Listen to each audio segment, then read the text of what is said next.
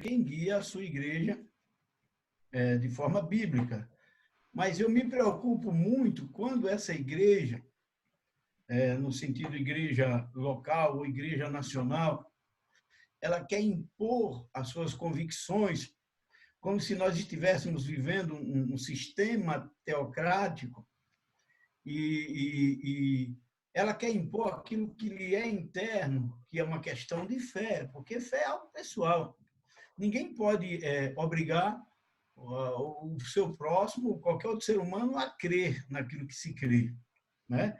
Isso é algo pessoal. Então, a minha fala dentro desse assunto é que a igreja, ela, sob a perspectiva eclesiástica, ela não pode, de maneira alguma, tentar impor a sua visão usando um sistema teocrático, impondo as suas convicções àqueles que não creem, não aceitam. E nós temos visto isso, quando a gente vai recorrer à história, nós olhamos que isso ocorreu durante muito tempo e os males que causaram e o caminho traçado por sangues derramados de pessoas que se opuseram a isso. E exatamente porque a igreja tentou forçar o debate, forçar a convicção. Então, a igreja, ela responde a Deus, em primeira instância, pela Bíblia Sagrada, porque é a nossa única regra de fé e prática, mas ela não pode e não deve querer impor a sua convicção ou a sua convicção de fé, a sua confissão de fé aos outros que estão fora e que se colocam em posição de defesa, tendo pleno direito e a plena liberdade de não crer se não quiser crer, porque a fé é uma coisa pessoal. Agora, ela também, ao passo que ela não pode impor, ela tem que ter muito cuidado, sendo agência de Deus, e nós temos como base o nosso mestre, Jesus nunca obrigou, Jesus nunca tentou impor a ninguém o evangelho, né? Ele disse se é uma conjunção de condição. Se alguém quiser vir após mim, pronto, se quiser vir, tome a sua cruz e me siga. Mas ao passo que ela também, que ela não pode impor, ela não pode se omitir do debate, dos temas cíclicos que nós vivemos, dos contextos da sociedade. Então, a igreja, ela tem que ter uma resposta, mas ela também deve tomar o cuidado e entender que ela não é a única portadora da verdade. E a gente se preocupa muito com isso, porque nós percebemos, nós já vemos dentro da história que, em nome da suposta verdade, muitas vidas foram guilhotinadas, foram enforcadas, foram queimadas à fogueira. Então, a igreja, ao passo que ela não pode impor a sua crença, né? E arrogar para si, na sociedade em que ela é participante, um sistema teocrático, ela também não pode se omitir de dar resposta. Ela tem que ter a sua fala, ela é uma voz, é a voz que ecoa muitas das vezes no deserto, ela é a voz profética de Deus na terra. O espírito da profecia está nela. Então, a igreja precisa responder a certas questões, não se colocando como a única portadora da verdade. Então, o que eu quero dizer com isso? Que nenhum dos extremos pode ocorrer. Ela precisa ter o cuidado, ter a delicadeza e a sensibilidade de buscar sempre a moderação, o equilíbrio, e se colocar com uma voz serena à sociedade. Ô pastor, quando o senhor diz assim que a igreja não deve se pôr como a única portadora da verdade, e aí o senhor cita isso por duas vezes, de que forma que o senhor fala isso? Por exemplo, esclarece um pouco mais para a gente isso daí. Eu digo isso na questão de não a verdade de Deus, que é a palavra de Deus. Essa é a verdade fundamental, essa é a única verdade. Mas eu coloco como a única portadora da verdade na sua interpretação, ou seja, quando a igreja se coloca dizendo que ela é a única que pode interpretar a Escritura, só ela tem a verdade, só ela recebeu essa revelação. Nós já vimos esse filme antes, né? Nós já vimos o que ocorreu antes, no período de 1000 anos, o que isso causou de males à humanidade. Então, a igreja precisa entender que a única verdade é Cristo e a sua palavra, mas que nós podemos falhar na nossa interpretação. Nós podemos, ao transmitir a nossa opinião, ela é passiva de ser purificada, de ser questionada. Então, ela não pode se colocar como o que eu estou dizendo é verdade e ponto final. Deve haver sempre vírgula naquilo que falamos. Quando o senhor fala de que a igreja pode ser questionada, eu já vou para a segunda pergunta. Quando o senhor fala que a gente vai aguçando, né, algumas coisas, a conversa vai se aguçando. Então, quando o senhor fala que ela do questionamento, o senhor sabe que durante muito tempo não se pôde questionar. Fala, por exemplo, do pastor, ela era inquestionável, né? Durante muito tempo não se podia, se interpretava isso mal, né?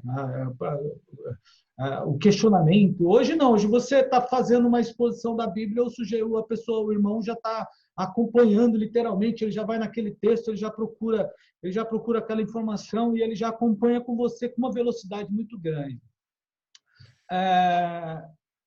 Como é que o senhor pensa hoje sobre essa facilidade? Quando o senhor fala desse questionamento, é nesse sentido que o senhor está dizendo? Por exemplo, antigamente se dizia que talvez o que a gente está fazendo aqui agora, há algum tempo atrás, não sei há quanto tempo precisamente, na década de 70, 60, 80, talvez, isso era uma coisa terrível, não podia nem se fazer. Mas hoje se questiona. É nesse sentido que o senhor fala?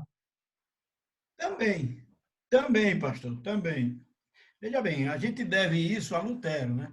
Na verdade, a gente deve isso a Lutero. Lutero é o primeiro que vai questionar a questão da hermenêutica da igreja, né? É Lutero que traz esta possibilidade de diversas interpretações. E a partir dele, a partir da reforma protestante, que a igreja ela toma esse curso de ver que é perfeitamente possível alguém que não esteja dentro da instituição chamada igreja também receber a revelação no sentido de interpretar e de entender a Escritura. Ou seja, ele pode até estar dentro da igreja no sentido universal, mas ele não está dentro da igreja no sentido institucional local. E a partir de Lutero, a igreja ela tem essa liberdade. É claro que isso é preciso se pesar na balança. Tudo que se traz, ele tem os prós e os contras, né? Então, houve também essa questão de extrapolar na exegese, né, na hermenêutica fora do contexto. E a igreja precisa, o posicionamento da igreja, primeiro, deve ser bíblico, né? Mas ele tem que ser bíblico sem estar fora de tempo. Ou seja, a gente precisa interpretar a Escritura dentro do nosso tempo. Não que ela vai se adequar a nós, mas a gente precisa entendê-la dentro do tempo em que estamos vivendo, não fora de tempo. Então, ela não pode se colocar como a única portadora exatamente por isso. Ou seja, se nós somos de uma raiz que agradecemos porque foi possível questionar e mostrar outra hermenêutica, né?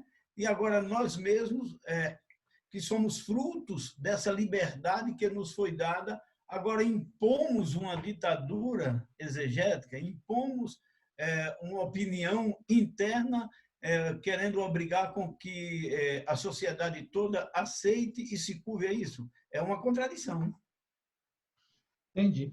Pastor Werneck, tem mais alguns irmãos aqui conosco e tem uma pergunta que eu gostaria de passar para o senhor responder daqui a um minutinho. Não sei se o senhor está acompanhando aí. A pergunta é do Lucas, vinda do Lucas Oliveira. Ele pergunta o seguinte: ele diz assim: se o Evangelho é único e suficiente para a Igreja de Cristo, por que há tantos métodos pragmáticos na igreja atual? Queria que o senhor anotasse ela aí e daqui a pouquinho o senhor respondesse para a gente na sequência da que eu vou fazer. Tá? Lucas Oliveira ele pergunta para o senhor o seguinte: se o evangelho é único e suficiente para a igreja de Cristo, por que há tantos métodos pragmáticos na igreja atual? Bom, muito bem. A segunda pergunta que eu quero fazer para o senhor é o seguinte: ela está dentro do contexto da página de número 22. E isso até, de certa forma, já entra no campo da pergunta que o Lucas acaba de fazer. Lá na página 22, o senhor fala de diferentes tipos de evangelho. E eu achei isso muito interessante. Porque o senhor diz exatamente que há o evangelho da cura, o evangelho da libertação, o evangelho da prosperidade, e aí vem o etc. Não é? E eu queria pedir ao senhor que falasse um pouco para nós, não é, sobre esses tipos, né, de evangelho, não é? E especialmente nos nossos dias. Né? O senhor consegue visualizar nos nossos dias, falasse um pouquinho, né, uma síntese de cada um desse tipo de evangelho, e na sequência vem a pergunta. No texto do senhor, o senhor discorre sobre isso, o evangelho da salvação, que gera fé salvífica. E a minha pergunta é o seguinte: esse tipo de evangelho, o evangelho daquele que só prega cura, aquele que só prega libertação, aquele que só prega o social, enfim, né? Ele gera fé salvífica? Essa é a pergunta.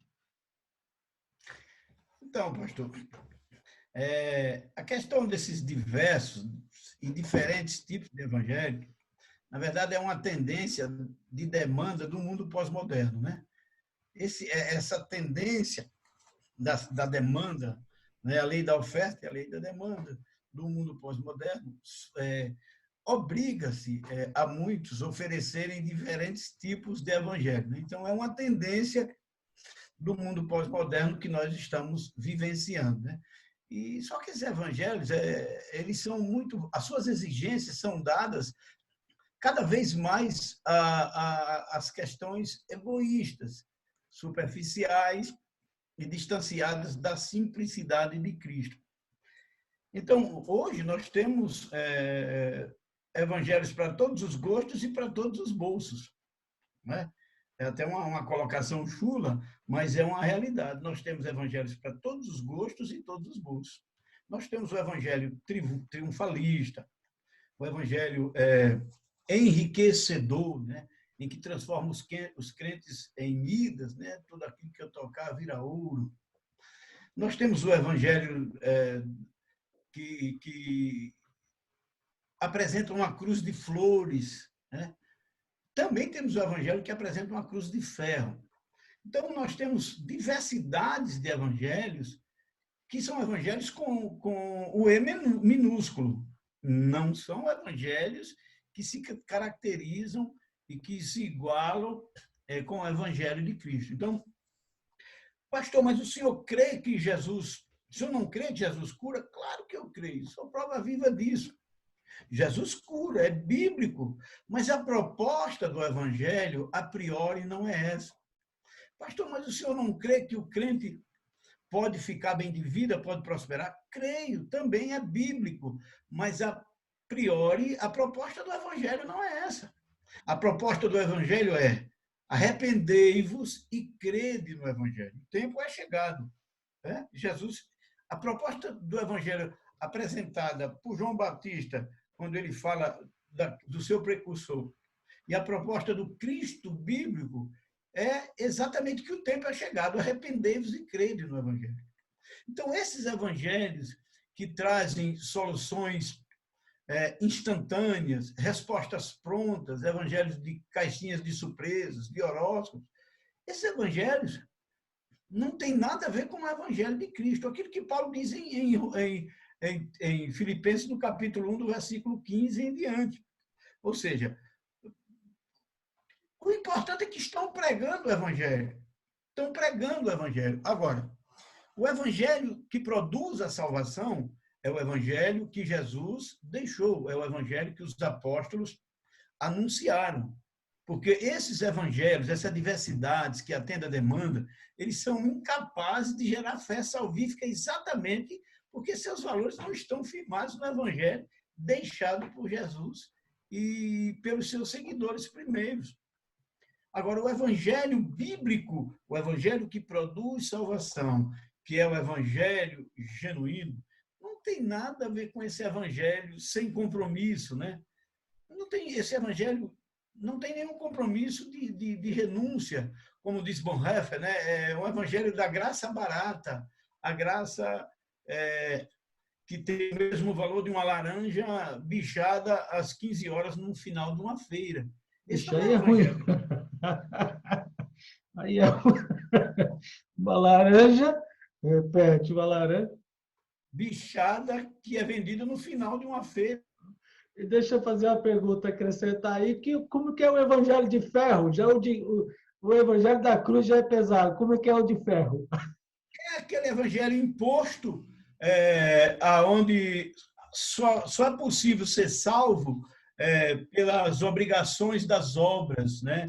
Pelos cumprimentos das obras, é aquela coisa rígida, né? Aquela coisa rígida demais, onde se apresenta um Deus carrasco, um Deus que a gente tem que ter medo, um Deus que ameaça, um Deus que destrói tudo.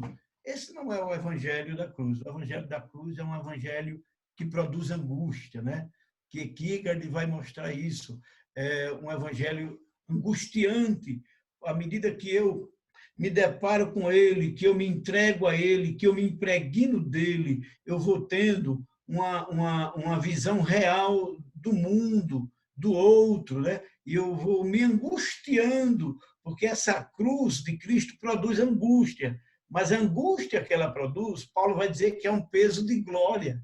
Ela é aquela angústia sofrível, mas capaz de suportar. O evangelho de Cristo é o evangelho que Jesus disse: se alguém quiser vir após mim, negue-se a si mesmo, tome a sua cruz e siga-me.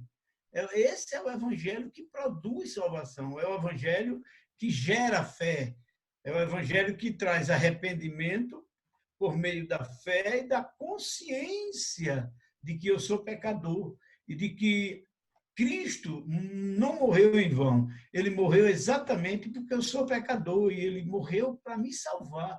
Foi da vontade dele. Ele quis me salvar. Não é obrigação dele. É vontade, é graça. É o evangelho da graça. Graça é beleza. Graça é beleza máxima, né? Para os gregos era uma expressão de beleza máxima. Daí ele cria os Campos Elíseos, que eram o paraíso dos gregos. Ou seja, eles entendiam que até naquele lugar eles teriam beleza. Então, eles seriam favorecidos graças a esse favor. Esse evangelho de Cristo, que só é possível abraçá-lo se houver arrependimento e renúncia, e produz angústia e causa sofrimento, ele também tem a graça que conforta, que é como a energia, que revigora, que renova, que levanta, que coloca de pé. É a graça que nos ajuda a perdoar, que nos impulsiona a ser mais parecidos com Cristo. Então, esses evangelhos, eles evangelho da prosperidade, evangelho triunfalista, né? Baseado em Kenneth Hagin, em Ben Hinn, né? Eu costumo chamar de bem ruim. Esses evangelhos, eles não produzem vida abundante. Eles trazem uma mensagem de triunfalismo. Eles colocam os cristãos como super-heróis, super-crentes, né? Como se nós estivéssemos acima de tudo e de todos. E Jesus ensinou exatamente diferente. Ele disse: aquele que dentre vós quiser ser o maior, seja antes o menor.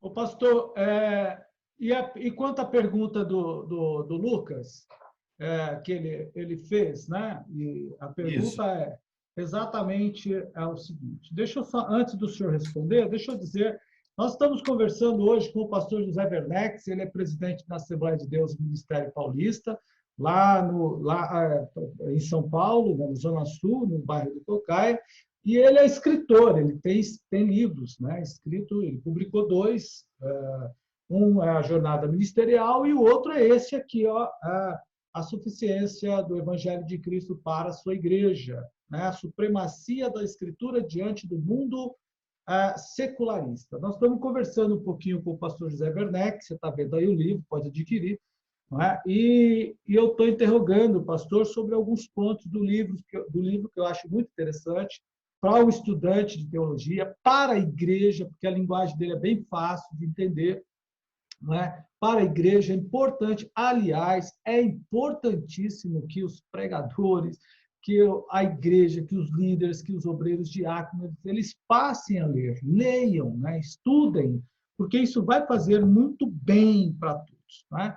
Inclusive nos livrar de toda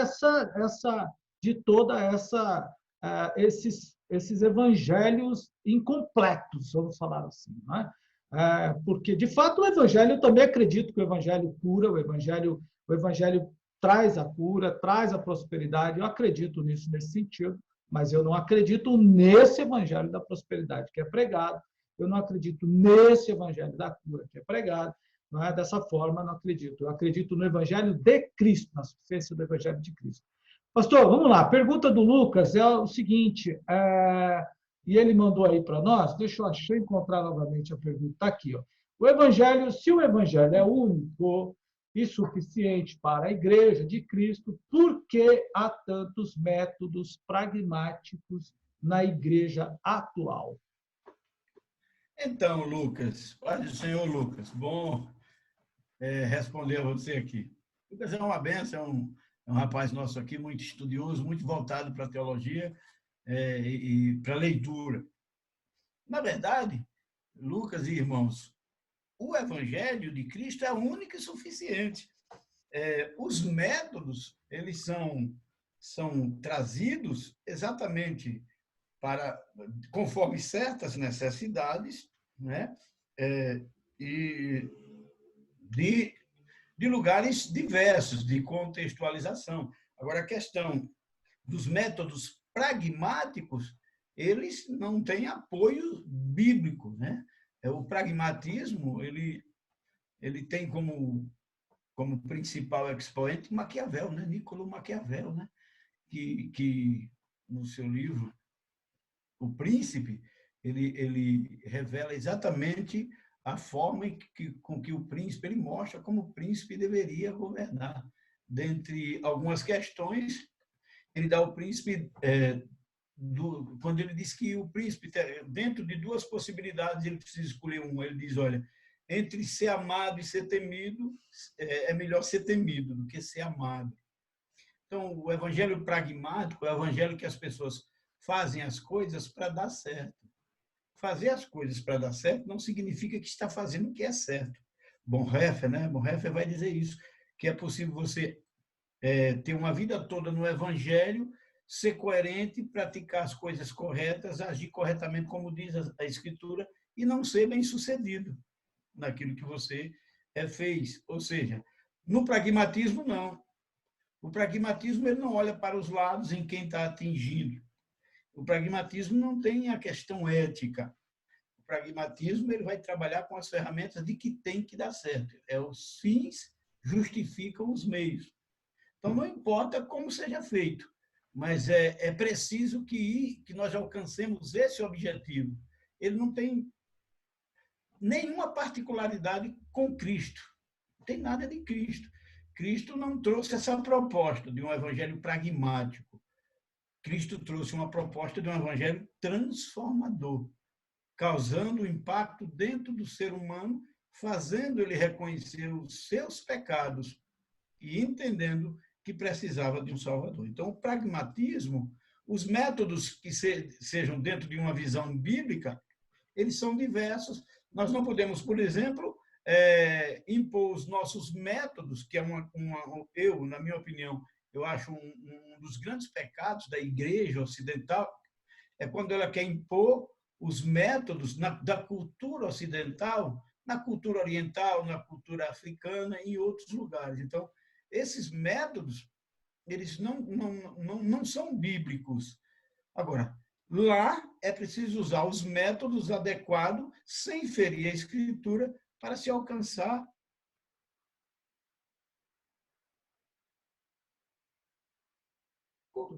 voltado para questões políticas e interesseiras que nada tem com o Evangelho de Jesus Cristo. Quando o senhor fala em colocar a cultura, por exemplo, a igreja oriental, ocidental, colocar a sua cultura em outras culturas, enfim. E aí o senhor cita algumas regiões. Isso se aplicaria esse pensamento do senhor se aplicaria, por exemplo, aos índios?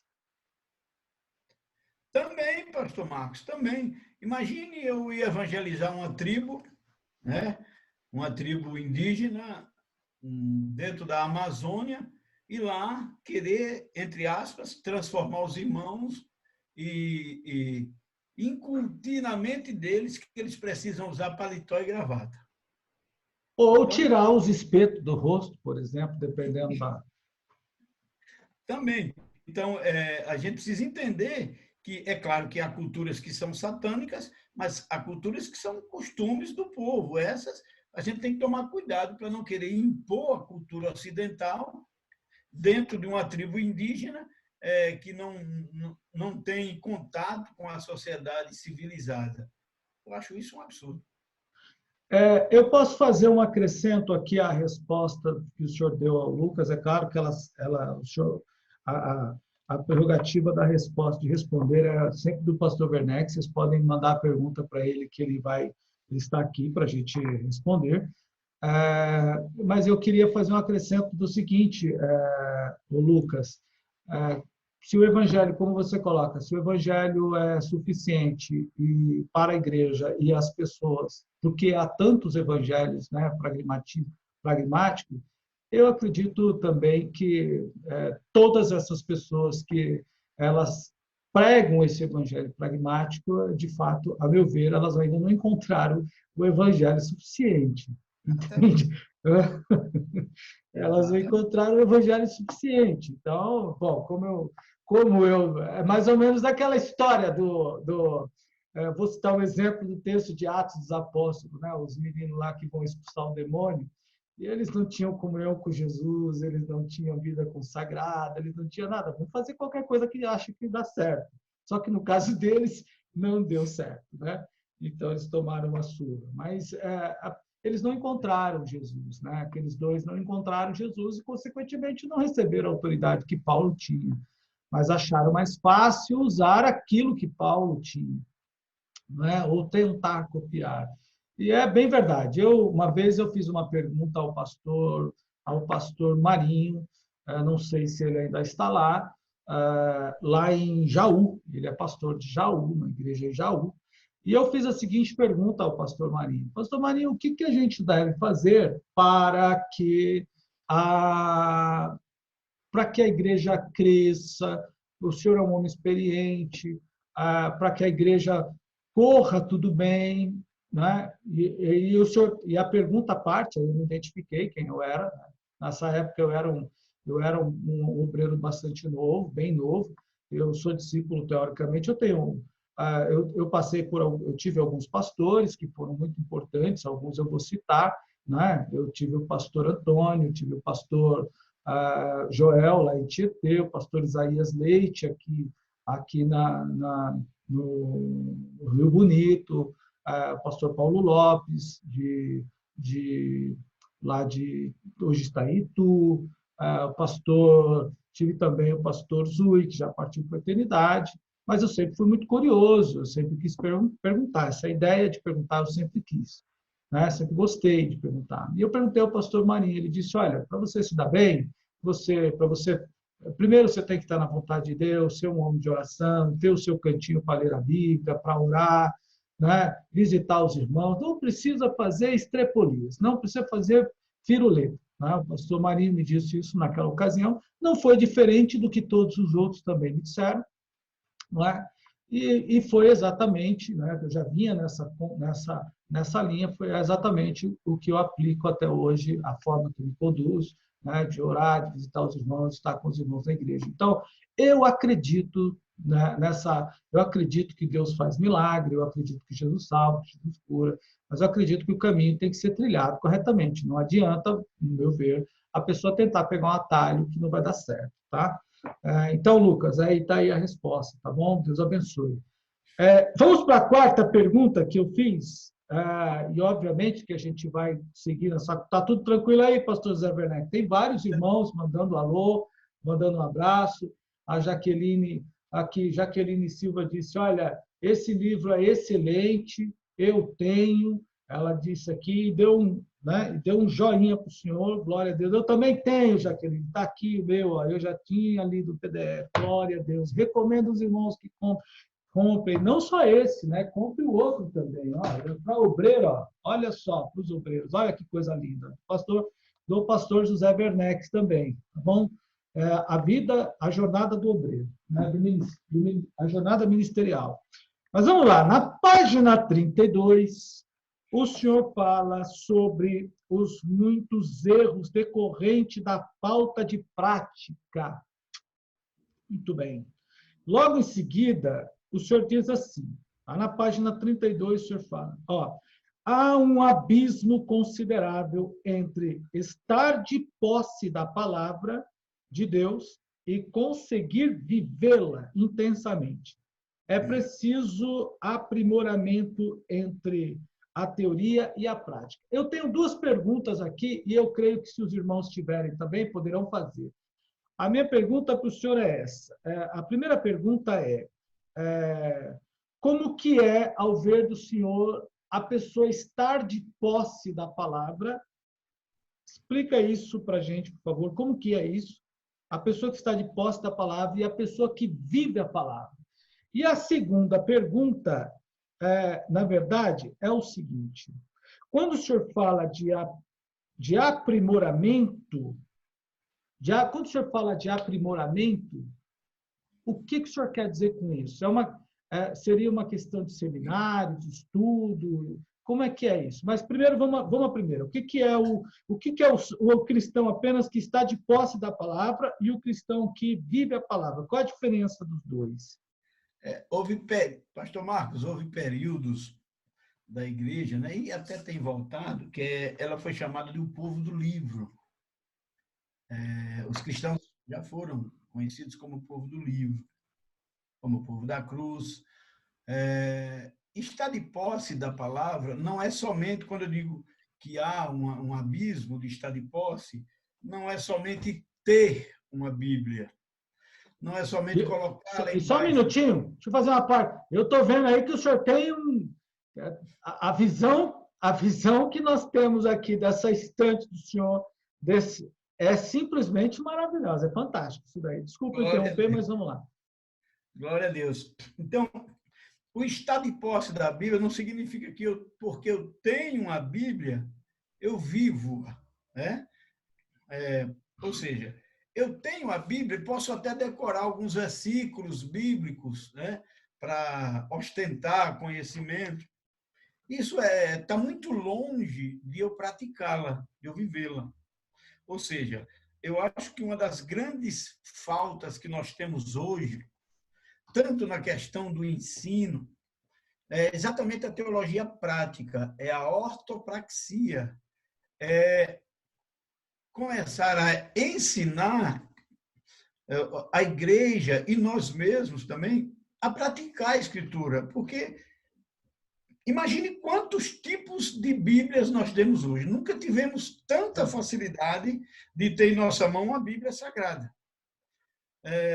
Mas não adianta eu ter 30 Bíblias diferentes na minha estante e não lê-la. Então, eu preciso aprimorar, no sentido de não somente estar de posse, mas aprimorar, de buscar conhecimento, de conhecê-la, né? E aí inclui, sim, os seminários, inclui estudo bíblico, escola dominical, reunião com os irmãos, a leitura devocional, onde o Senhor vai nos esclarecendo, nos iluminando. Mas nada disso terá sentido se eu não colocá-la em prática. Fé é teoria, prática é obras. Então, o Tiago vai tratar de prática. Então, a ortopraxia é algo que está faltando na igreja dos dias odiernos.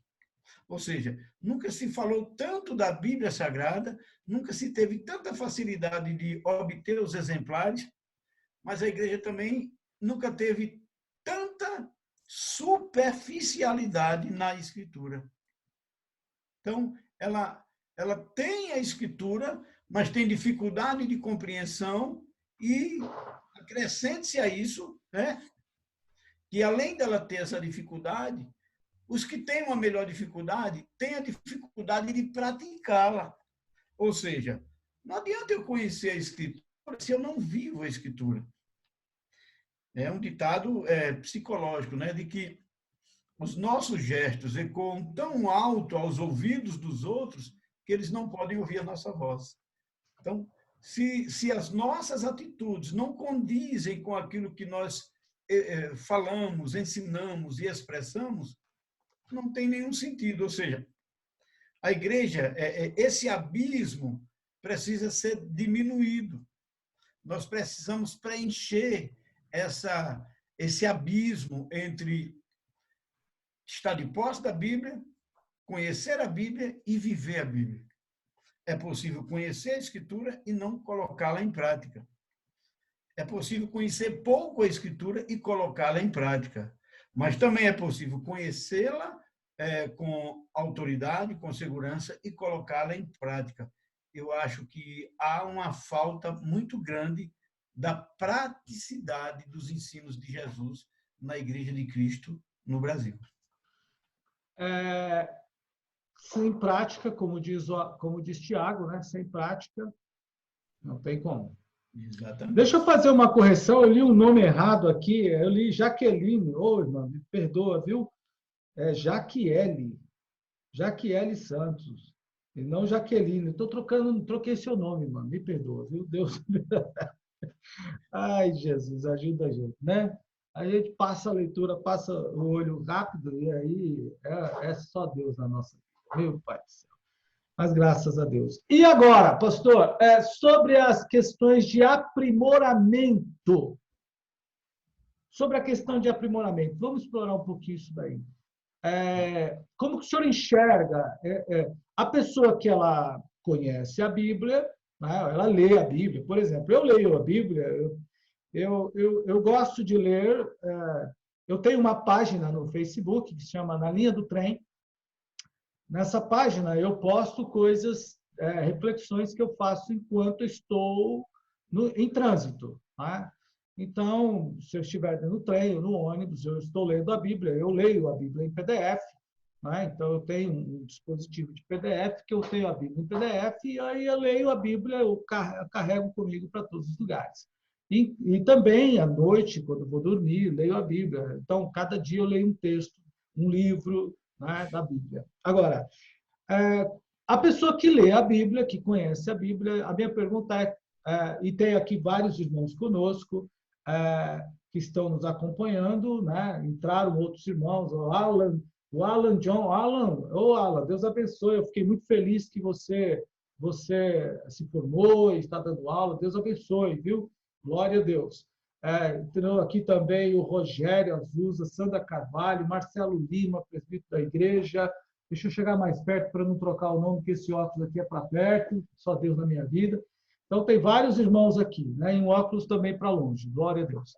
Agora, vários irmãos que entraram. Então, a minha pergunta é, como é que a pessoa ela faz o aprimoramento?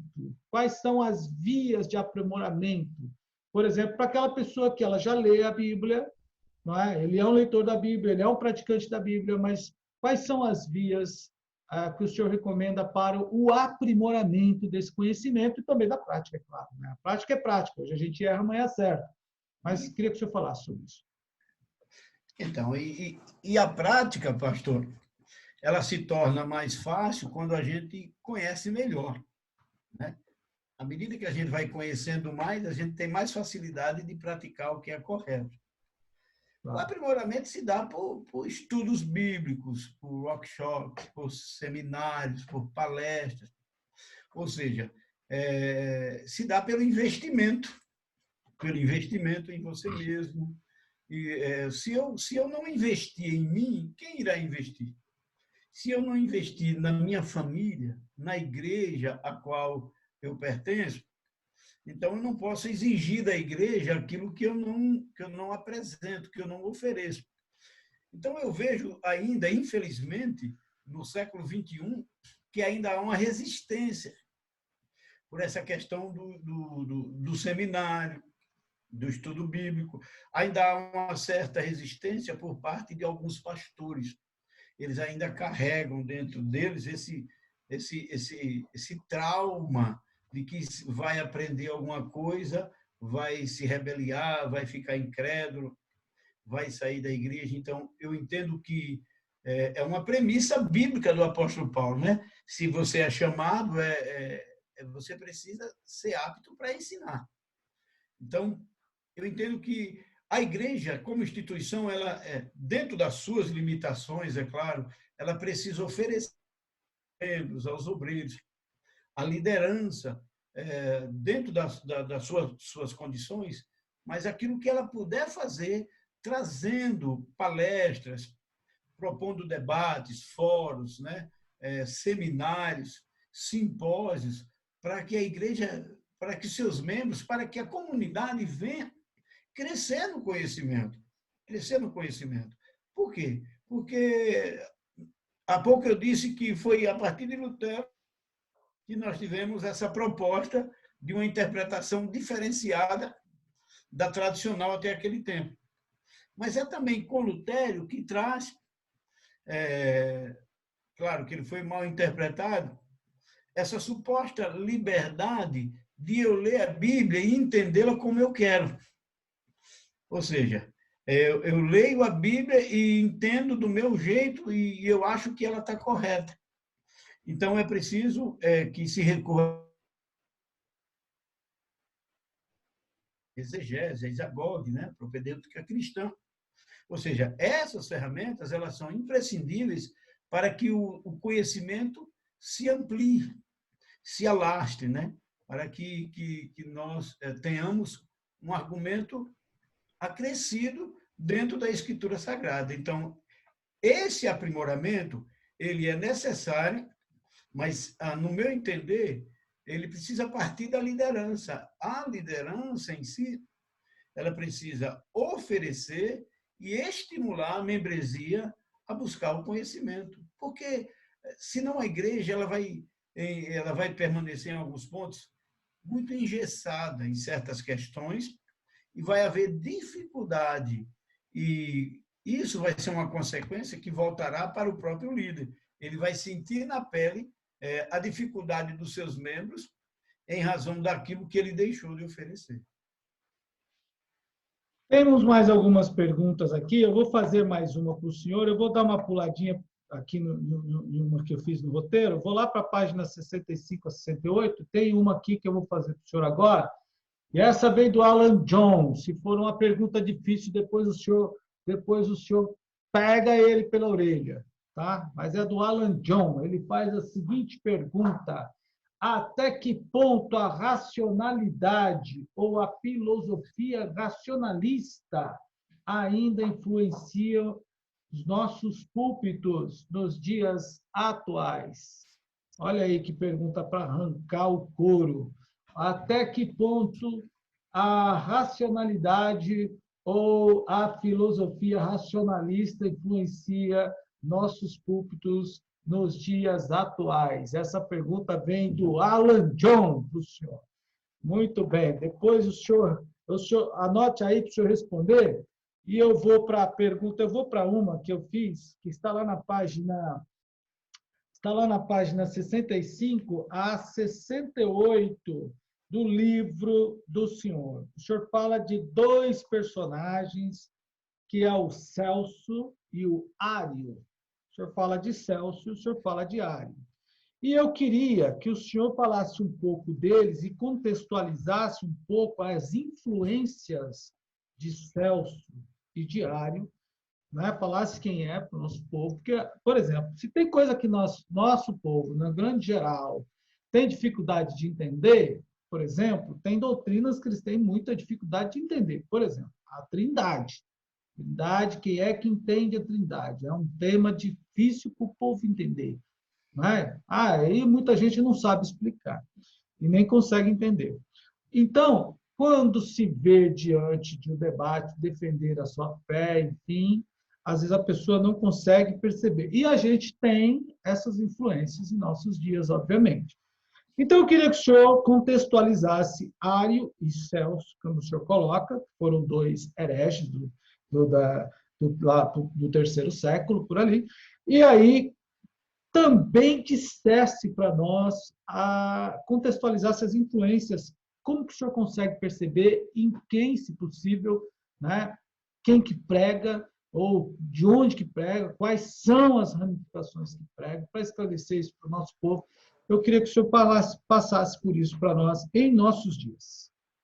Depois o senhor responde a pergunta do Alan John. E se os irmãos tiverem mais perguntas, você que estiver nos acompanhando pelo Facebook, pode mandar. A gente já vai, eu vou fazer apenas mais essa, a gente vai discutir um pouco mais essa, porque o tempo já foi, ó, já estamos com mais de 1 hora, possivelmente, nessa live, então a gente já vai caminhar para o final, mas eu vou deixar também os irmãos fazerem perguntas para o senhor responder, porque o povo está querendo arrancar esse conteúdo que está aí dentro. Então, a pergunta é essa. Por favor, pastor, fique à vontade.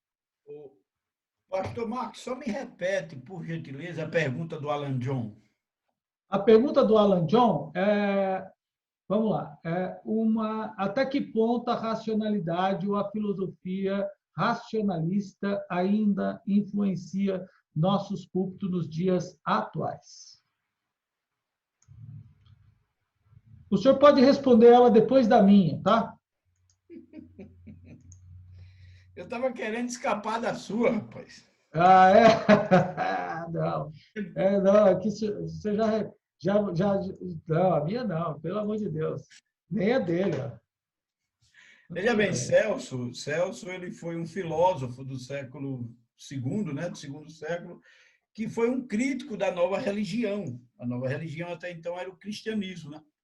E ele compôs um escrito bem polêmico chamado Discurso da Verdade, onde ele vai exatamente questionar a fé dos cristãos, né? Isso foi em torno do ano 170, né, depois de Cristo. E ele vai se opor a dois princípios fundamentais, né? E aí um deles era o logos e o nomos, né? Ou seja, a palavra e a lei. Porque na mentalidade de Celso, né, o logos ele entendia como o princípio da racionalidade, talvez aqui eu já responda ao irmão Alain, né? Irmão Alain, que se encontra a sua expressão máxima na filosofia grega, e a lei ele entendia que devia ser entendida como a soma da tradição ético-civil dos seus povos. Então, ele não entendia como é que uma sociedade romana tão intelectual se deixasse levar pelo simplismo do cristianismo que vinha de uma religião judaica baseada em um homem que nasceu, teve mãe, teve pai e morreu. Ele não entendia como essa sociedade ainda ouvia esse discurso e muitos se convertiam, acreditavam, ou seja, saíam da questão do paganismo, né?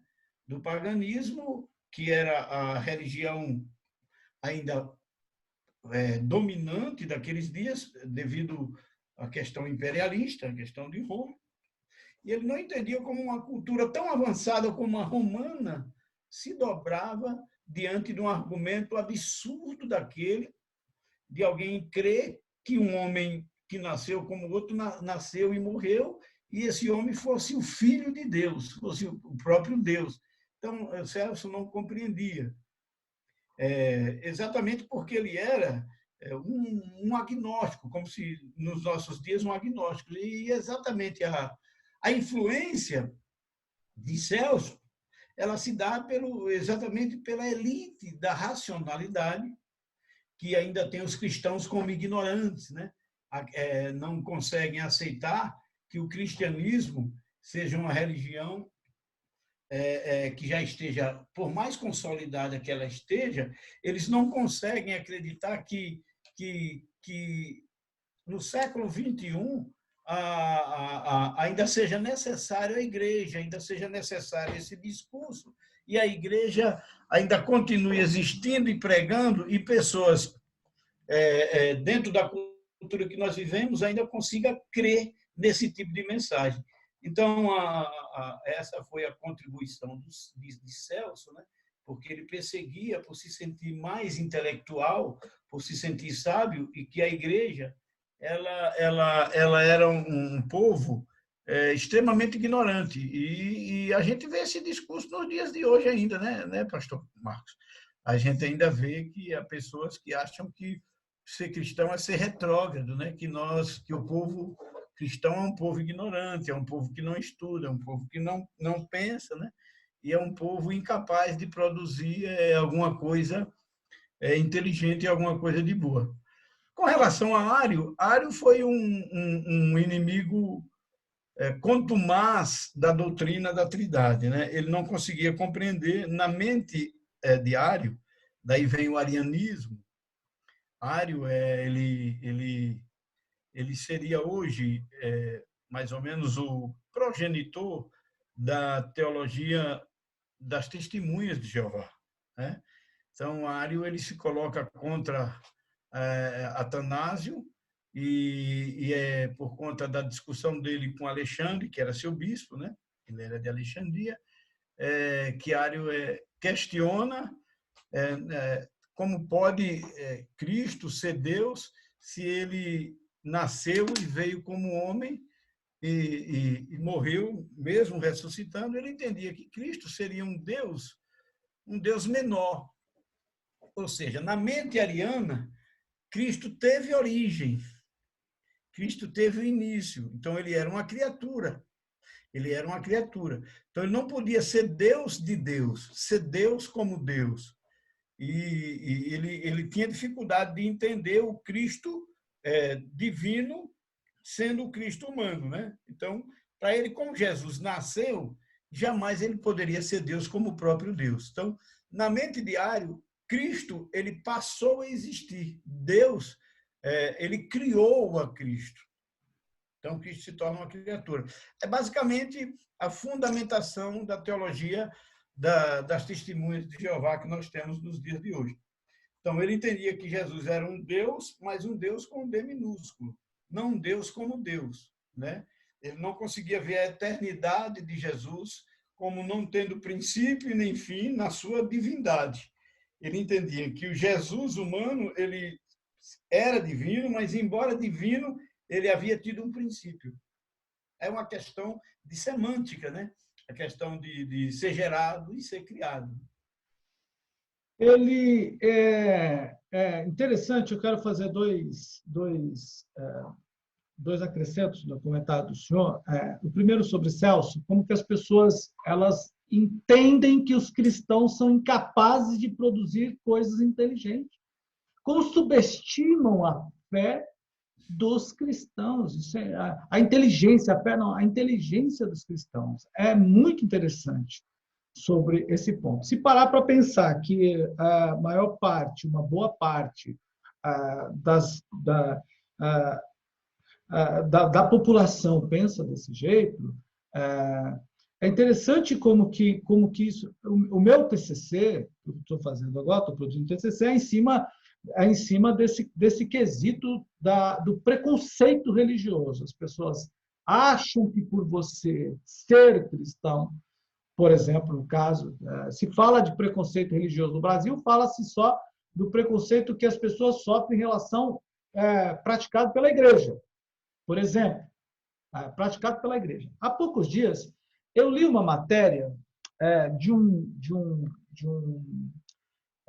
gari lá da região do norte do país, e ele se formou, ele estudou, fez teologia, sendo um gari, e ele conseguiu bolsa de estudo, ele concluiu os cursos, né, ensino médio, ele conseguiu bolsa de estudo, fez teologia, conseguiu se ingressar numa faculdade, aí ele fez uma faculdade EAD fora do país, e aí ele foi se ingressando, mergulhou na pesquisa, se tornou um pesquisador e chegou ao grau de doutorado. Bom, e aí ocorreram nessa publicação, ocorreram muitas críticas, muitas. Para quê? Fez teologia, antes fizesse doutorado em limpeza de rua. Para que teologia? Para que vai usar onde essa besteira na cabeça desses crentes bestas, desses crentes idiotas, desses crentes... Como que as pessoas se referem aos cristãos desta forma, né? E essa inclusive, e o meu TCC vai nesse sentido, né? Por exemplo, tem um post do Ricardo Amorim, não é? Em que ele chama os pastores de ladrão, né? Os pastores são iguais a assaltantes de banco. Então, existe um preconceito religioso no Brasil praticado contra os evangélicos, sim, e existe um preconceito, né, especialmente contra os pastores, sim, claro. Então, esse preconceito intelectual também, por achar que o cristão ele não produz nada de inteligente. Isso não é verdade, né? Isso não é verdade, né? Isso é discriminação, isso é preconceito. E essa origem, tá, como o senhor colocou, né, isso tem fundamentação, pelo menos tem rescaldo, né? Vai ter o pé lá nessa doutrina desse cidadão, né, do Ário. E o segundo ponto é que, quando a gente lê a história de Charles Russell, né, que eu até consegui, há pouco tempo atrás, um PDF, eu consegui o Diaglotão, eu li o Diaglotão, li bastante no Diaglotão, né, para poder entender. Pastor Ezequiel Soares fala muito do Diaglotão, então eu acabei pesquisando na internet, encontrei, e eu tenho lido para fazer, até porque comprei os livros deles para entender. E é bem verdade, né? Porque, por exemplo, eles fizeram todas as substituições da palavra do nome de Cristo, Deus, enfim. Isso tá bem claro, né, para o nosso povo. E eu quero fazer aqui a pergunta para vocês, né, para o povo que está na internet aí nos acompanhando. Você que tiver dúvidas sobre isso, pode nos falar, pode nos trazer, pode nos apresentar, tá bom? Mas, pastor, então eu vou para a última, para a gente finalizar, e tendo mais perguntas aqui, a gente pode colocar, Cláudio Almeida, professor Joel Destro, ele conhece o senhor há tempos, desde quando tinha cabelo. Está colocando aí, olha. Está vendo? Ele está colocando, professor, estamos todo mundo nesse mesmo barco, né? O senhor não, você está com o cabelo aí bonitão, graças a Deus por isso. Cláudia diz, eles afirmam que, Cláudia Almeida diz, eles afirmam a razão com lógica, e depois tem um outro comentário, Cristo afirma além das expectativas humanas e lógica. Bom, enfim, a última pergunta que eu quero fazer hoje, que não vai dar tempo para eu falar tudo isso, porque eu ainda queria falar sobre Kant, como o senhor fala, o senhor vai falando, e eu gostaria de entrar no neoliberalismo, aliás, na nova teologia liberal, né, como o senhor entra aqui a partir do capítulo 6, e eu gostaria, a gente vai ficar para o próximo, mas apenas para que o senhor ajude-nos a entender um pouco mais das pessoas. Ali na página 70, o senhor fala de Justino, né? O senhor fala sobre a defesa que Justino fez, né? sobre a função do filho, né? Do verbo, e aí ele coloca, e aí eu queria que o senhor colocasse, situasse, se o senhor pudesse, a posição, ou seja, a função. Não esqueça da pergunta do Alan John, né? Então vamos lá. Antes de eu fazer a minha, o senhor pode responder a do Alan John? Eu estava esquecendo, Alan. Vamos lá. A pergunta do Alan John, né? Até que ponto a filosofia racionalista ainda influencia nossos púlpitos? Veja bem, irmão Alan, a filosofia ela é algo que eu creio está imanente no ser humano. O ser humano, ele pensar. Então, pensar é filosofar. E ela nunca teve tão presente como no século XXI. Haja vista Nós temos aí 3 pensadores famosos no Brasil que resolveram inovar, né? Saíram da academia. Quando eu digo saíram, não é que eles deixaram a academia, mas eles resolveram ir mais além e não se contentaram só com a academia, e aí resolveram atingir o público trazendo conhecimento, e todos foram agraciados com isso. A filosofia ela é muito boa, desde que ela não seja, ela não atrofie com a teologia. Filosofia é pensar. E pensar faz bem, e pensar é algo imanente do ser humano. Agora, quando essa filosofia chega nos púlpitos da igreja, eu acredito que a igreja perde mais do que ganha. Eu acredito que a igreja ela perde um pouco da sua simplicidade e ela entra na racionalidade e se esquece de que a fé é transcendental. Então, a filosofia ela não tem resposta para tudo, né? Como a teologia não tem.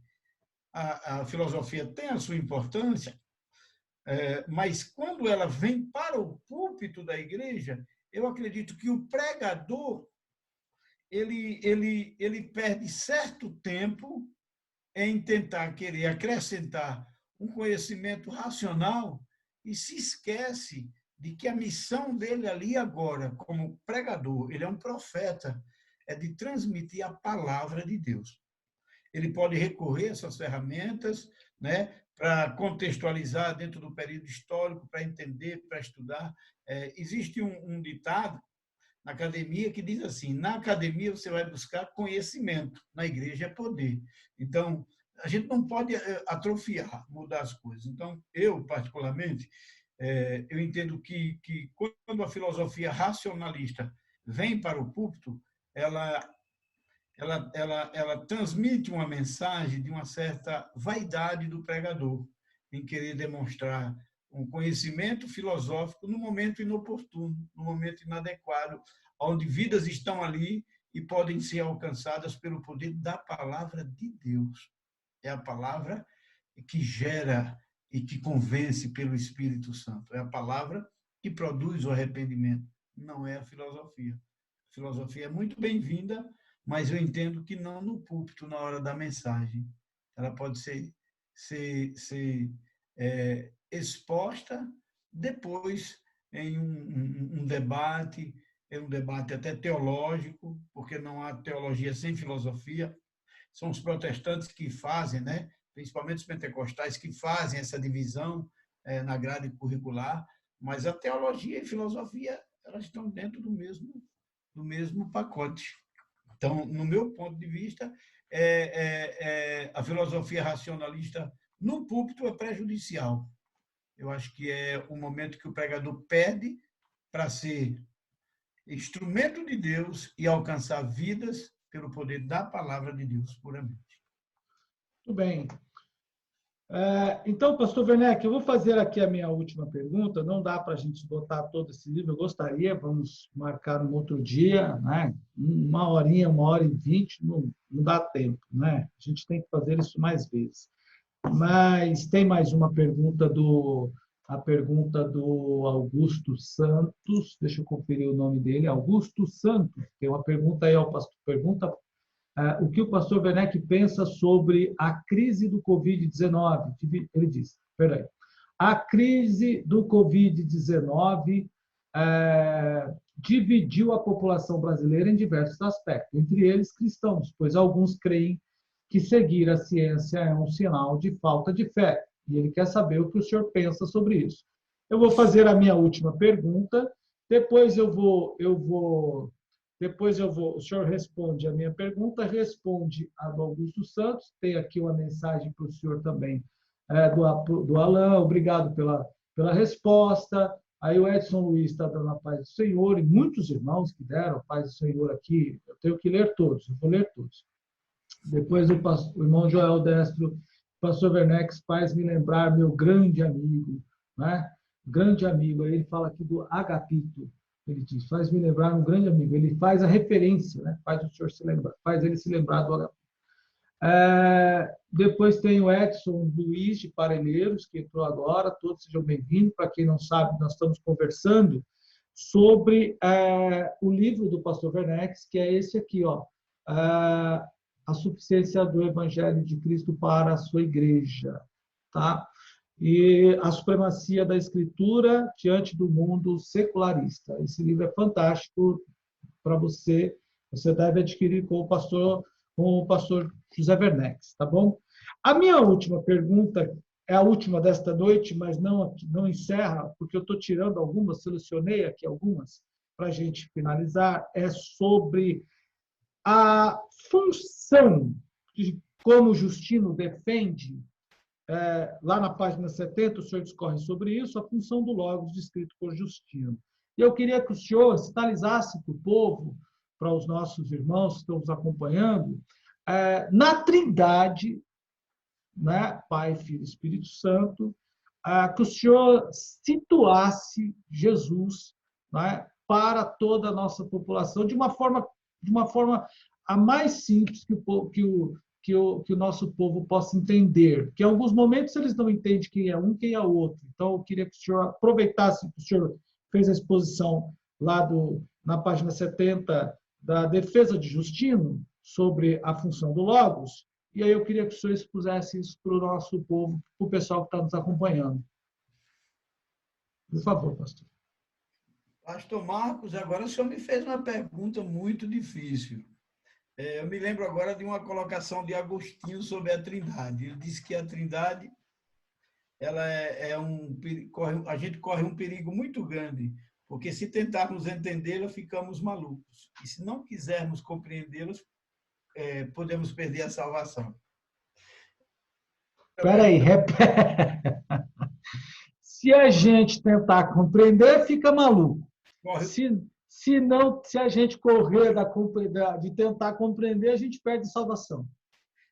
Eu estou parafraseando Agostinho. Ele diz que a Trindade é um mistério difícil. Se nós tentarmos compreendê-la, corremos o risco de ficar maluco, e se não quisermos entendê-la, corremos o risco de não sermos salvos. Né? Então, porque a Trindade ela é um mistério.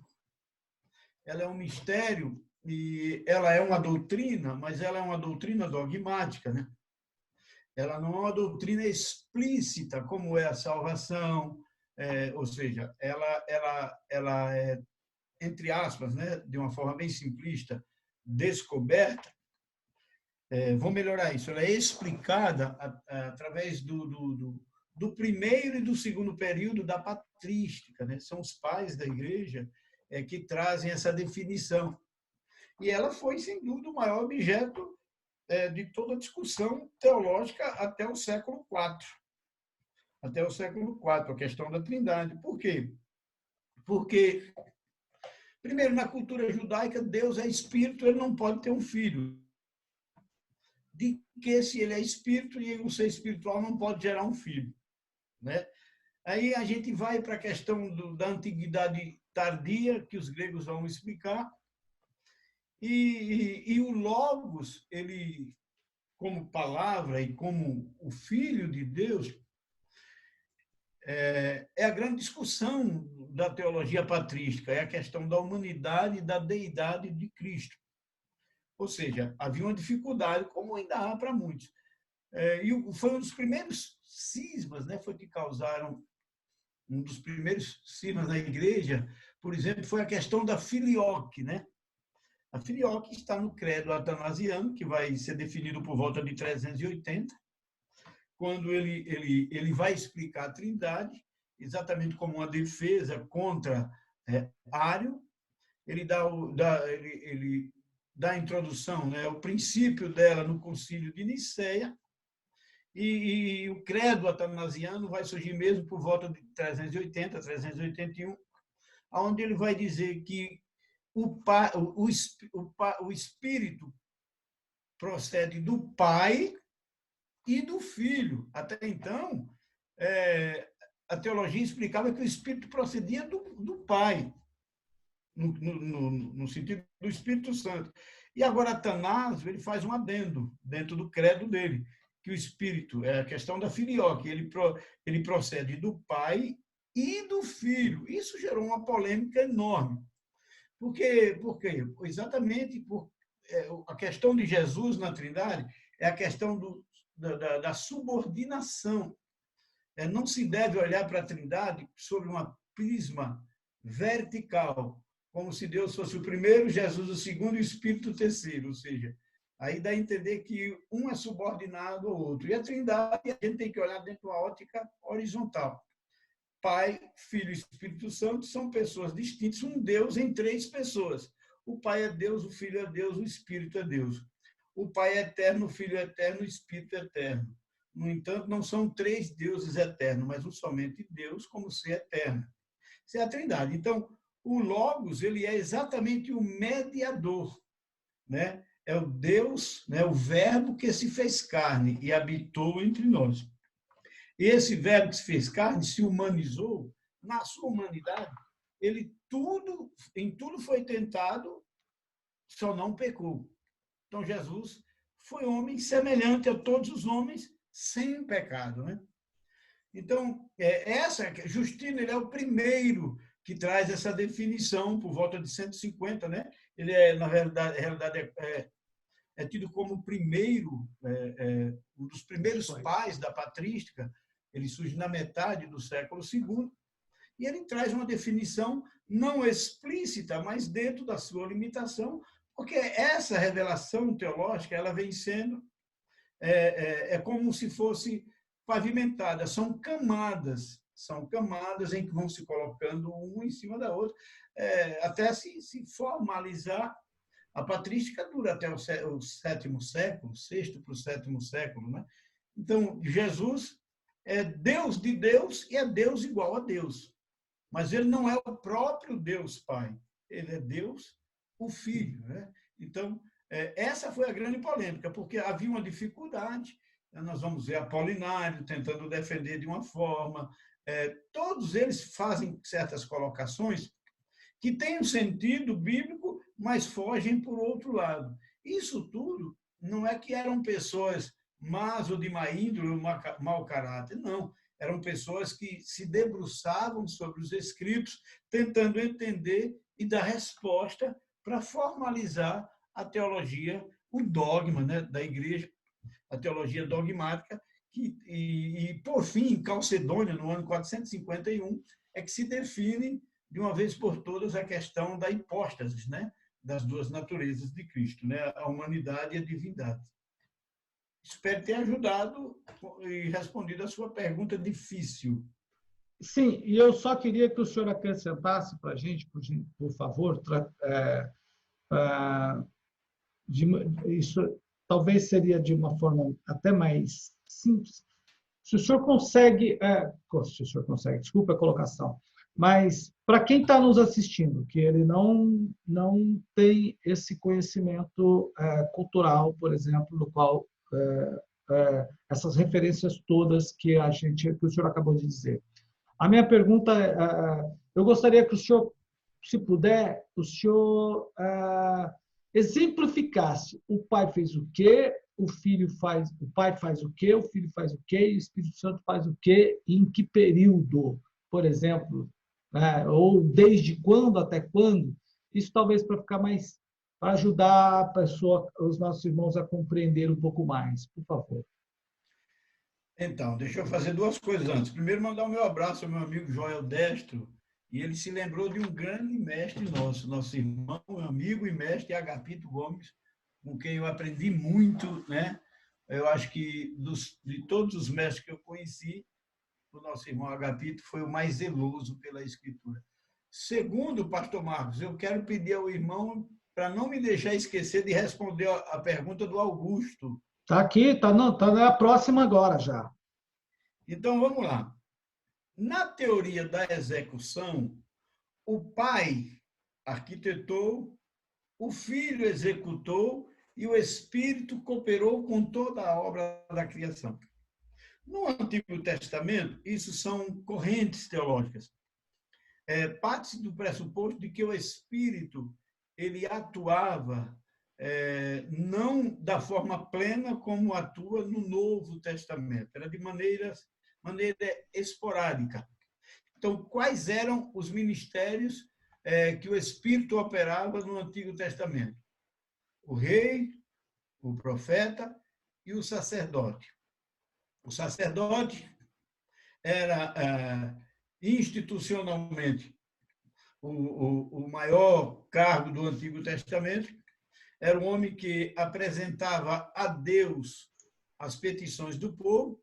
O profeta era o que dava ao povo, entregava ao povo. E o rei é o que administrava em nome de Deus, ou seja, administrava o povo e a sua nação, né, a nação israelita, sendo escolhido por Deus, né? Então, esses três eram ungidos de Deus do Antigo Testamento, aonde há correntes que digam que o Espírito vinha de forma esporádica sobre eles, e eles eram, então, assim, dentro de uma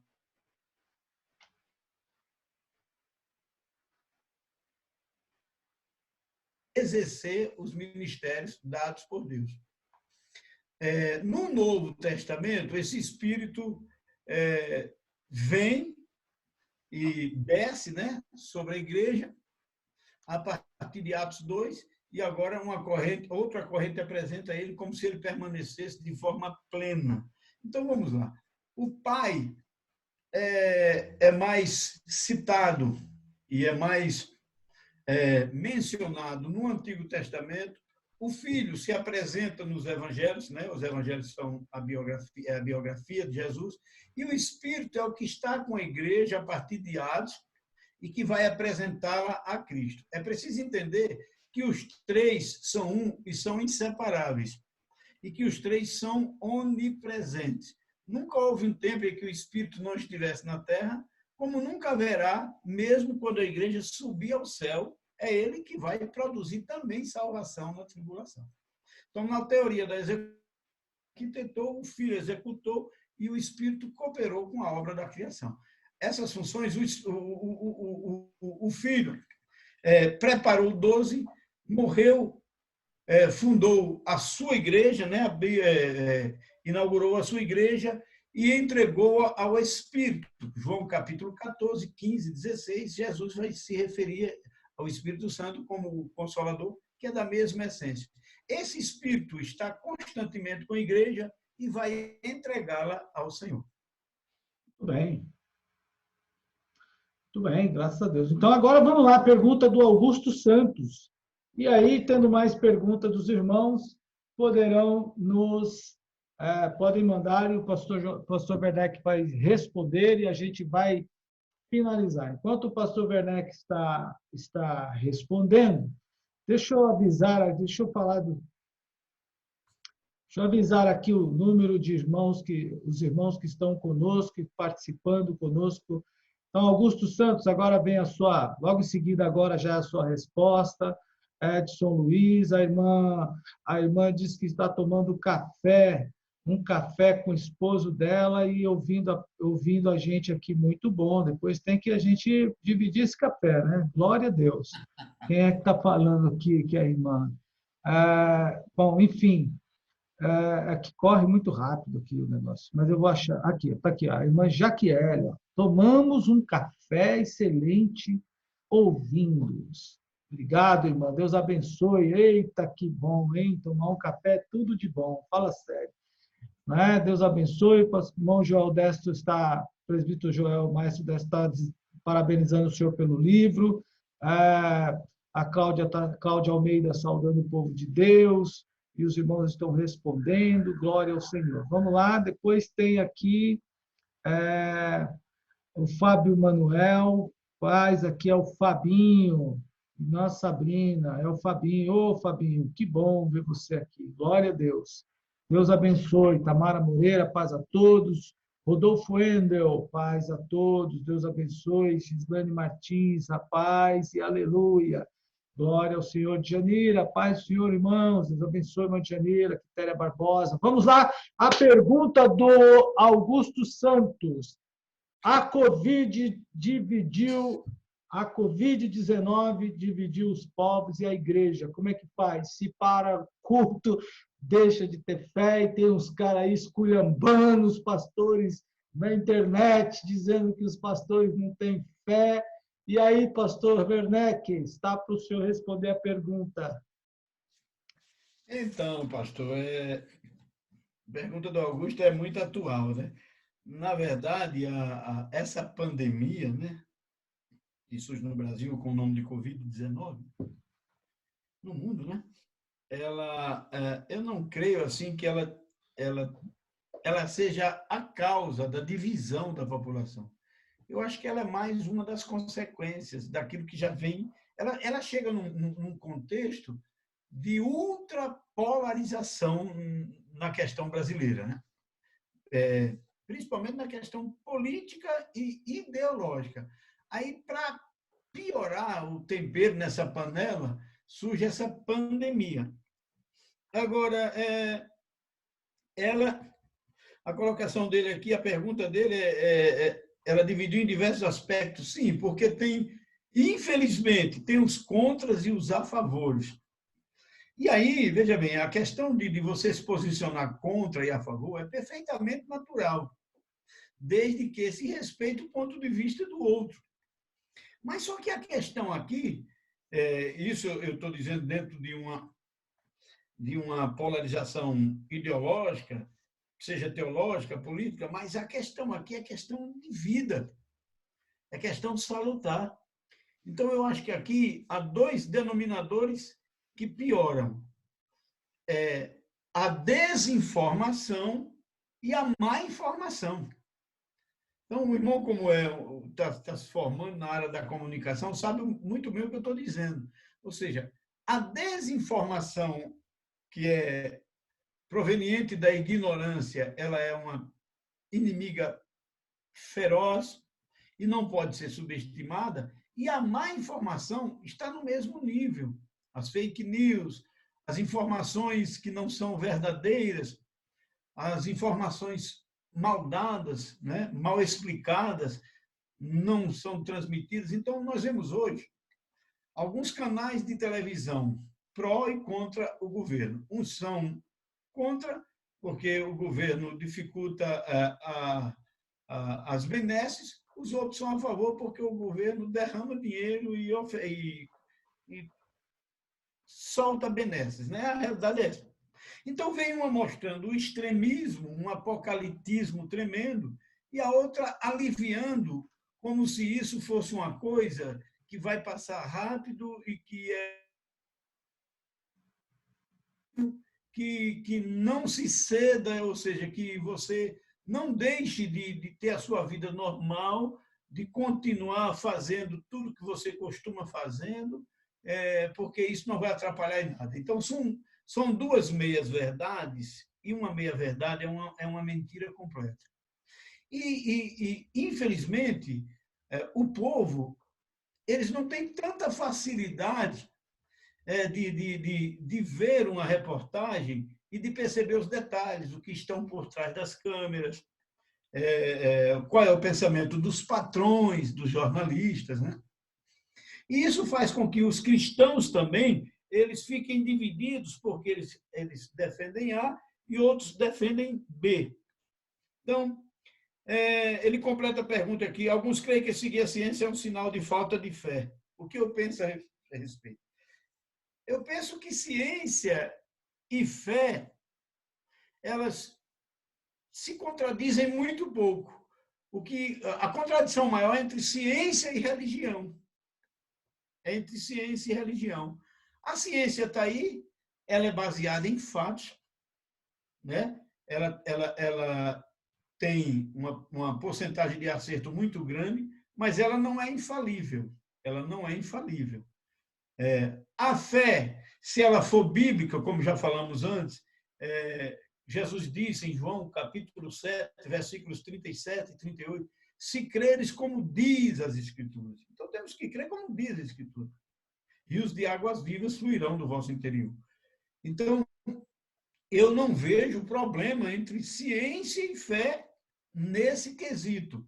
O que eu vejo são expoentes da polarização do lado A e do lado B, que reproduzem pensamentos e informações que não são verdadeiras, aliciando a população que, por falta de uma percepção, né, por falta de uma percepção do assunto, se deixa levar. Então, eu acho que só contribui para que a gravidade se alastre. Então, o que eu penso a respeito é a doença, o vírus está aí, ignorá-lo é uma ignorância mesmo, é um absurdo e pode custar a vida. Agora, se desesperar a ponto de se deprimir, de tirar a própria vida, também é outro absurdo. Então, eu entendo que a negligência e o exagero são dois absurdos. É preciso chegar a um denominador comum. E isso se dá o nome de moderação. A doença está aí, o vírus está aí, é preciso tratar esse assunto com maturidade, com responsabilidade, deixar de lado o fanatismo, deixar de lado as questões ideológicas, unir-se por um bem comum, esquecer direita e esquerda. Imagine se eu não tivesse o braço direito, como eu sofreria. Imagine se eu não tivesse o braço esquerdo, como eu sofreria também. Então, eu preciso agora do meu braço direito e o meu braço esquerdo. E é o que o Brasil precisa, é de que a direita e que a esquerda se una em torno de um bem comum, de lutar pela sociedade, pelo bem-estar e pela vida. E saber que nós temos agora um inimigo, que é o vírus, né? Além dos inimigos espirituais, nós temos um inimigo em comum, que é o vírus, que não escolhe a quem destruir. Então, nesse ponto, eu respeito a ciência, mas eu não o de eu respeitar e acreditar na ciência não significa que eu tenho que acreditar de forma integral, né? E não deixo de ter a minha fé e meus princípios bíblicos, tomo as minhas precauções, ajo com prudência, como nos ensinou Jesus, e eu entendo que fazendo isso, em nada diminui a minha fé e a minha crença no Senhor, e em nada eu deixo de acreditar que Ele é o Todo-Poderoso. Bem, muito bem. Pastor José Werneck, está aí, Augusto Santos. Deus abençoe. Nosso irmão Joel Dess, o professor Joel Dess está dizendo aqui, acredito que a má informação é pior que a desinformação, e a gente tem que nós temos que tomar cuidado realmente com a má informação, né? O povo anda dizendo aí, tem muitas coisas que o povo anda dizendo, beba gelado, tome Coca-Cola, tome não sei o quê, beba tantas águas, chá com limão, água com limão. Essas coisas são má informações, né? Use luva, depois tira a luva. Quem fala você tem que ouvir são os técnicos da saúde, né? Isso é fato. Eles é que vão dizer como é que você deve, como que a gente, como nós, como devemos nos proceder diante desses casos, né? Agora, também, tem aí um bocado de gente fazendo culto, fazendo campanhas, fazendo oração, enfim, há uma confusão danada em relação a isso, e a consequência disso pode ser que a gente tenha um número muito grande de cristãos, né, infectados e, consequentemente, pode ir a óbito. Deve ter muitos que são assintomáticos, isso é fato, mas a gente precisa tomar esse cuidado, né? E lembrando que há um decreto, a igreja precisa respeitar esse decreto. Não é um decreto estadual, mas a igreja precisa respeitar esse decreto. A Cláudia Almeida, ela está dizendo, concordo, pastor, as pessoas envolvidas não têm transparência, subestimam os resultados, os fatos considerados, prefiro recuar para benefício mais adiante, tá bom? Aí tem aqui um aplauso da Jaquiele para a resposta, Vanessa Vasconcelos está dizendo moderação, enfim. Pastor Werneck, já passou, são 22 horas e 22 minutos, deu para a gente arrancar, experimentar um pouquinho daquilo que está no livro. Pessoal que está nos acompanhando, olha, muito obrigado. Nós conversamos sobre este livro do pastor José Werneck, que é a suficiência do Evangelho em Cristo, do Evangelho de Cristo para a sua igreja, não é? Conforme ele coloca aqui na linha fina, ou no subtítulo, a supremacia da Escritura diante do mundo secularista. Vale a pena você comprar, eu já li o PDF, né? Estou fazendo nova leitura agora aqui nesse modelo. Questionei o pastor sobre alguns pontos do livro, foi só alguns, não foram muitos, mas desenrolamos várias outras conversas. Deus abençoe, aliás, outras perguntas. Deus abençoe, pastor Werneck. Eu sei que o senhor já está aí, como o senhor já me posicionou e tem me mandado algumas coisas. Eu fico muito feliz quando o senhor lembra e manda algum texto para eu ler. Deus abençoe o senhor, a igreja, os irmãos que estão conosco, todos os que participaram. E, em nome do Senhor Jesus, quero deixar aqui a palavra para o senhor fazer os agradecimentos do senhor e a gente se encontrar aqui de novo, se o senhor me der a honra, não é? Para a gente conversar sobre o restante que ficou. Está igual o Joás. O Joás ainda estou com o texto dele guardadinho aqui, mas ele teve que, em função da questão do pai dele, ele teve que ficar, né, na quarentena. Não é? Então, assim que o Joás sair, Joás, você não vai escapar. Quando você sair daí, não é? Quando você estiver livre, nós temos que conversar sobre a apropriação do santuário, do santo, né? O santo e profano, que afinal o pastor José Werneck também aborda aqui no livro. Então, eu queria que o senhor deixasse aqui uma palavra para o pessoal que está nos assistindo, para a gente finalizar, pastor, por favor. Eu quero agradecer aos irmãos, né, que nos assistiram, a nossa irmã Jaquiele, irmã Vanessa. Deus abençoe vocês, todos os irmãos que participaram. Ao Augusto, né, meu filho, foi por isso que eu fiz questão de responder a pergunta, senão eu seria cobrado em casa, pastor. Olha, Augusto, olha você aí, Augusto, está vendo? É meu filho. E eu queria agradecer ao irmão por esse espaço, né, que se abriu para que a gente pudesse, juntos, nesse bate-papo bem leve, discutir alguns temas do livro. Isso é muito importante. Para mim, foi muito satisfatório. Só tenho que agradecer ao irmão que abriu esse espaço para a gente discutir acerca desse segundo livro. A igreja, né, parte da igreja nossa que está assistindo, né, que fez os comentários aí, eu louvo a Deus pela vida de todos, ao irmão Joel Décio, aos irmãos, aos demais irmãos que já são seguidores do Senhor aí, nesse canal. Para mim foi uma alegria e foi uma honra muito grande estar com o irmão aqui, né? A gente já tem essa amizade há algum tempo e hoje o irmão me ajudou a vencer uma grande dificuldade, que é ficar diante, né, das câmeras esse tempo todo. Né? Glória a Deus! Eu tinha essa dificuldade, inclusive nosso amigo pastor Cruvinel, pastor Jamierson de Oliveira me convidou. Sim, que o prefácio do Jamierson no livro foi fantástico. Exatamente. E eu sempre tive assim, uma posição de defesa, mas o irmão, como jornalista que conseguiu com certa facilidade me tirar assim esses traumas da câmera. Deus abençoe o irmão, foi uma alegria muito grande, foi muito proveitoso e muito bom a gente compartilhar esse conhecimento e aprender com os que estão participando também, com as perguntas de cada um, né? E, enfim, eu acredito que foi uma grande bênção para todos. Deus abençoe. Amém. Boa noite a todos e foi uma bênção, pastor. Ô, pastor, antes de terminar, como é que o povo faz para comprar o livro do senhor? Este livro, irmãos, eles podem comprar na internet ou indo na loja física, na Conde Sazedas, na livraria El Shaddai, ou pelo site da Emezio, né? Na Emezio também.